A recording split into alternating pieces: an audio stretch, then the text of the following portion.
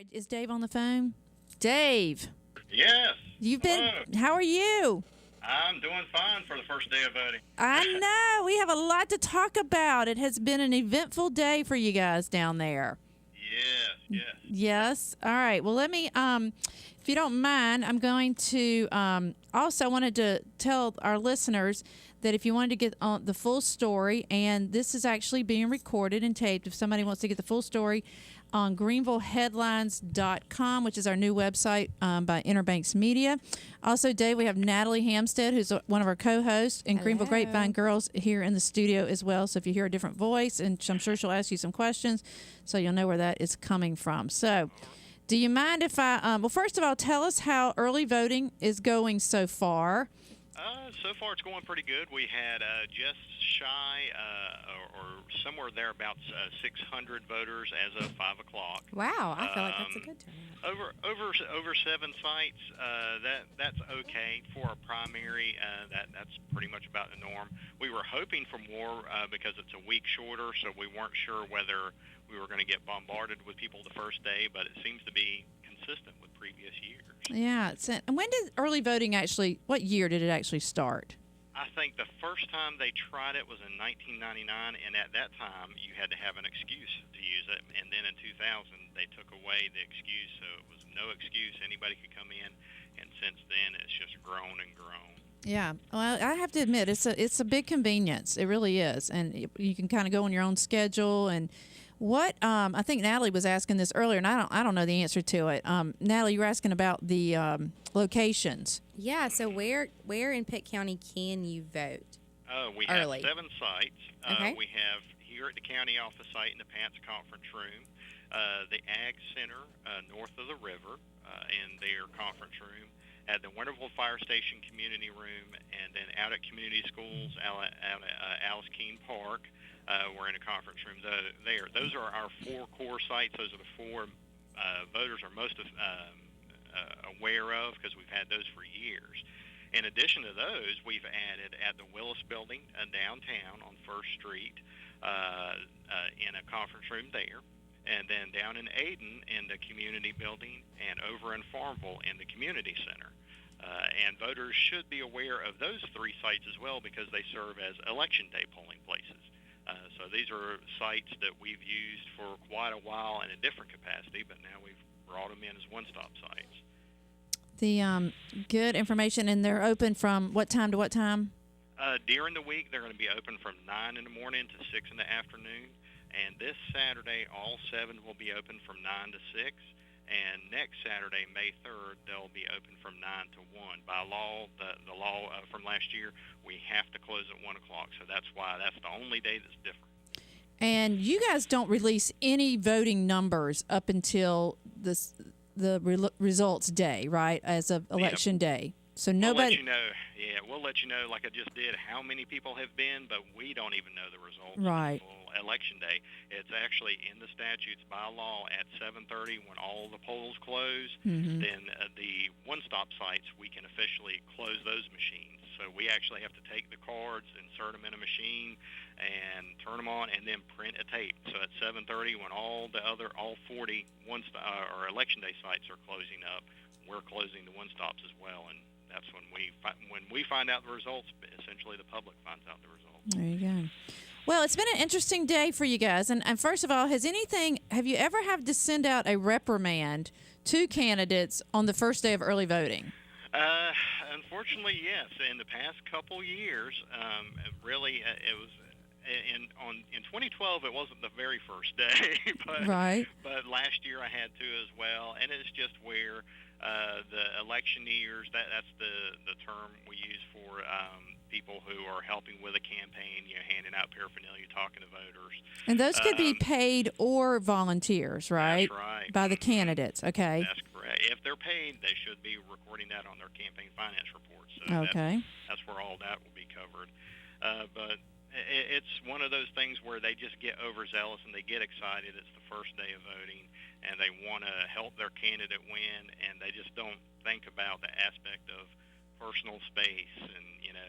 And we see it a lot with our elderly voters that as they're coming, they're the ones who tend to get the most nervous because they're just doing their thing, going in to vote, and all of a sudden a dozen people have surrounded them trying to hand them things. And there's no ill will on anybody's part. It's just they're forgetting to put themselves in the shoes of the voter, and the voter gets either nervous and scared. We've had some voters actually in previous elections call us and tell us that they didn't even go in and vote. They got so scared they went in their car and left. Oh, that's And not then- good. Yeah. Yeah, so that's essentially voter intimidation, but they weren't intending to. Mhm. And then the most common that we hear is when the voters come inside, they're so ill at that point. We've even heard voters tell us, well, I was going to vote for them, but I'm not now after that, and they wind up losing their candidate. Wow. It backfired on them. Yeah, that's where we try to remind the candidates, hey, talk to your folks, tell them to calm down some so that they don't wind up hurting you rather than helping you.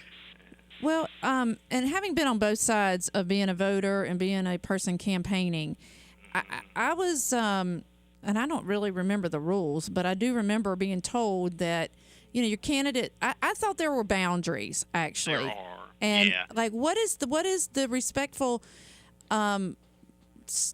Is it square footage wise? I mean, like a bubble. Like, Yeah. don't get in What is my their bubble? That's a good way to put it. What is the bubble of boundaries here for the people that are campaigning and the electioneers, as you call them, to not, if somebody going up to somebody's car, that would, I'm not an easily intimidated person, especially if I'm getting out to vote. I can march through some people and say thank you, and move on. But I can see where somebody, wouldn't want that to happen to them. But and they do feel intimidated. But what are the boundaries? What are the rules that are set from the Board of Elections?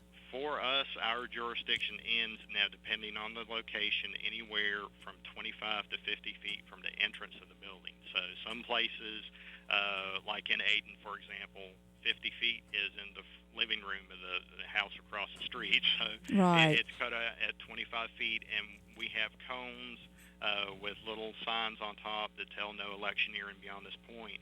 So they can't come inside that boundary unless they're coming in to ask how many voters there are or to vote themselves. Beyond that, that's where our jurisdiction ends. We can't really, with today, we can go out and ask people, can you please calm down? Don't intimidate the voters, don't scare them off. But that's essentially all we can do. We have no authority beyond that jurisdiction. So it's one of those where we're trying to help the candidates out and don't scare away the voters, and also trying to help the voters out too. But that's where our jurisdiction ends. I jokingly say, I guess it's not really a joke, but the only thing we can do beyond that is say stop, or I'll stop again. Right. Now, if there are safety issues, then we'll call in law enforcement. Sure. If it looks like anything untoward is going on. But otherwise, if it's just people being overzealous, there's not a lot we can do. So there's not a fine in place for these campaigns? Like, who were the campaigns that got complained about today? There were, every site I went to, there were gobs of people for just about every campaign out there. Wow. So it wasn't like a one single. It was like an overall, everyone. Yeah. People are fired up about this election. I mean, I feel like more than most I've seen recently. So I guess it's kind of wearing off on today for sure. I know when I went to the Ag Center today, there were more people outside standing on, the sidewalk was packed full of people electioneering and campaigning, and there were, I think, 2 voters inside and our 6 poll workers. So there were more outside on the sidewalk than there were inside. Wow. And looking at shirts and signs and whatever, you can see a lot of the same colors and whatever, so you knew that they were grouped together. So there'd be like 6 or 7 people with like each campaign. And Wow. we don't need that many people. No. Well, I feel like a lot of people have made up their mind for the most part before they walk in, and it definitely helps. But to see a face, but to have that many people, it almost can be, to me, intimidating. Yeah. Yeah. And I think from when I sent out the message, I noticed here at the county office, I can look out my window.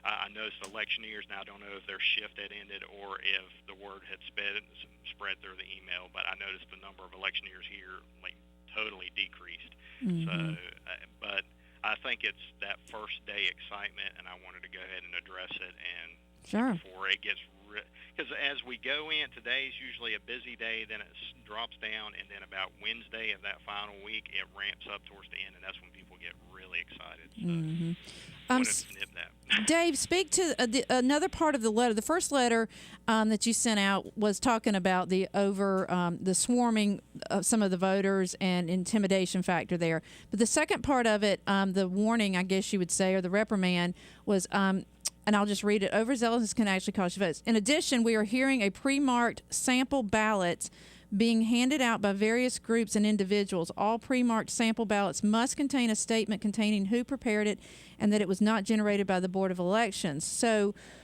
were these turned in to you guys at the office, or were they? What happened there?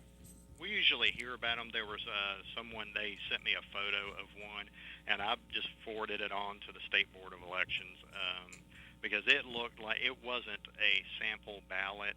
So that statute didn't apply to it, but the other, as far as the campaign finance statute, where you have to put a legend on there saying paid for by, it didn't have anything like that on there. So I forwarded that to the state board, and they replied back that it was being forwarded to the campaign finance, and they'd be looking into it.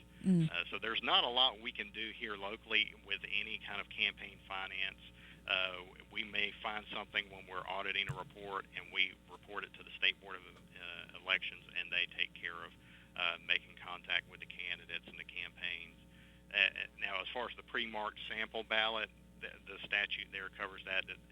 Essentially, the goal is with that statute is to make sure that the public don't think that the Board of Elections are telling people who to vote for. Yeah. And in that case, we can just take care of that here and notify the people and tell them they need to put a statement on it. If they don't, then we'll turn that over to the state board as well. Well, if somebody goes to go vote at any time and they do feel this intimidation or they see something, do they go inside and tell the other volunteers that are working the precincts, or should they call the Board of Elections? How does that work? They can do either one or both if they want. At each site, we have a chief judge and two judges, and so they can just go in and ask for one of the judges and just notify them, and then the chief judge or one of the judges will go out and speak to the individuals, or they can call our office and we'll contact, because a lot of times people don't want the attention. Right. And we understand that, so if they want to call us, then we'll call the site and let the judges know they need to go out and address the issue. Because sometimes we'll have encroachment where they start coming into the buffer zone, and they'll have to be shooed back out. Whatever is more comfortable for the voter. If they want to talk to someone face to face while they're there, or if they want to call us. The only thing I would say is don't let it linger too long. Don't let a few days or weeks go by. It needs to be addressed right away. Yeah. One more question, I'll let you go. But as far as voter IDs, was that implemented for this election?